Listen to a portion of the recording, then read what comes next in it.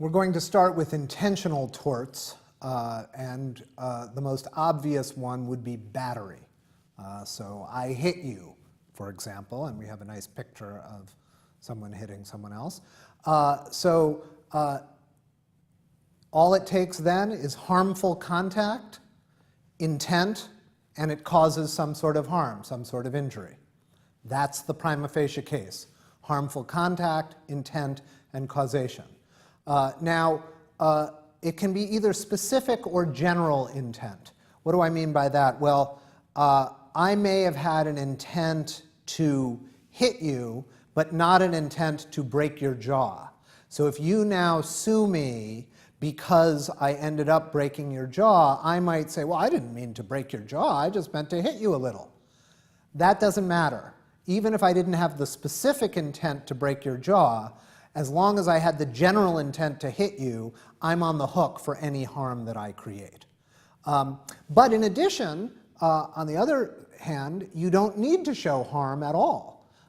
If somebody hits you or bashes you with something or does something intentionally to harm you physically, you don't need to show that you broke your jaw or you had doctor's bills or whatever. Just the act of somebody committing a battery against you would be enough for you to potentially sue them. So you could imagine someone pushes you on a street corner in a scuffle and you fall. You may or may not be injured by that fall, but you could still potentially sue for battery.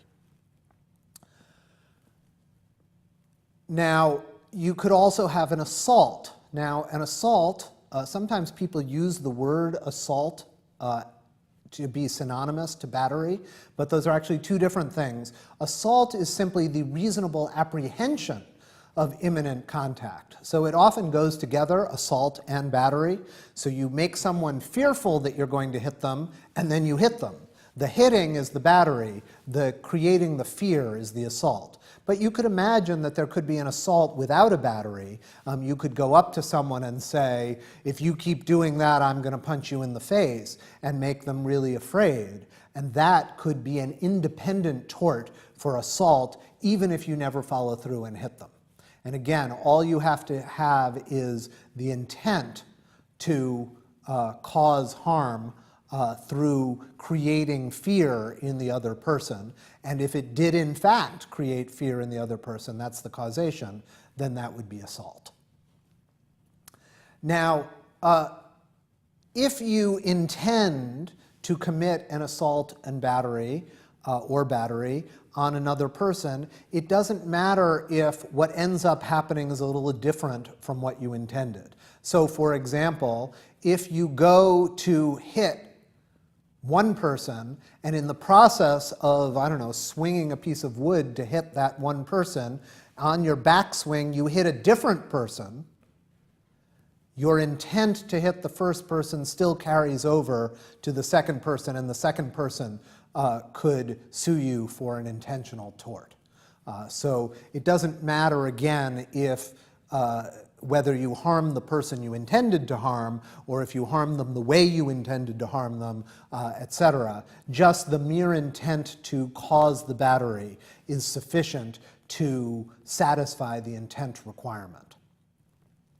Now, you could also have an intent not to cause someone fear, not to batter them, but to cause them emotional distress.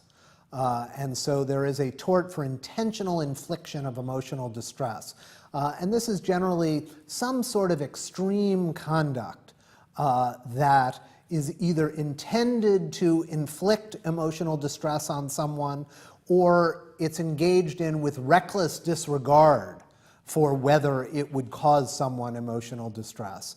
And then it causes the emotional distress, and that emotional distress itself causes harm. That's your prima facie case for intentional infliction of emotional distress. Now, what are the defenses to an intentional tort? Remember, we talked about affirmative defenses. You could say, yes, I hit the person, I committed the battery, but I have a defense. One might be consent. Consent, for example, might be used if one boxer wanted to sue the other one for battery. The defense would be, you consented by becoming a boxer and walking into a boxing ring and playing the game of boxing. That's consenting to battery. Or you could have self-defense. So yes, I battered you, I hit you, but only because you hit me first, or I thought you were about to hit me, or something like that. Defense of others is also a defense. So I hit you over the head with a crowbar, but I did it because you were breaking into my house and I thought you were going to harm my family. That also would be a potential defense to an intentional tort of battery. Finally, I want to just take a moment to emphasize false imprisonment and the shopkeeper's defense. So false imprisonment is a tort that has to do with if you confine someone against their will for an unreasonable period of time. If you take someone, they're in a room with you, and you won't let them leave, that is a tort for false imprisonment.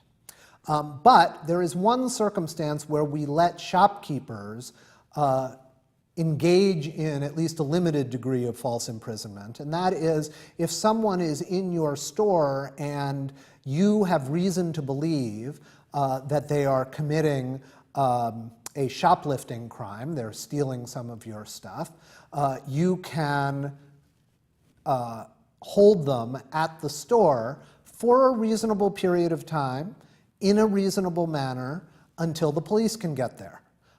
The idea, of course, is that if you couldn't do that, then the person could leave and the police would never be able to file charges against that person. So the shopkeeper is allowed to essentially imprison someone, hold them against their will in the back office or something like that for a reasonable period of time while they call the police and while they wait for the police to come. But they can't do it for 3 hours before they even call the police. They can't do it in an unreasonable way where they tie the person down, something like that. So it's a limited defense, but shopkeepers do have some defense to false imprisonment.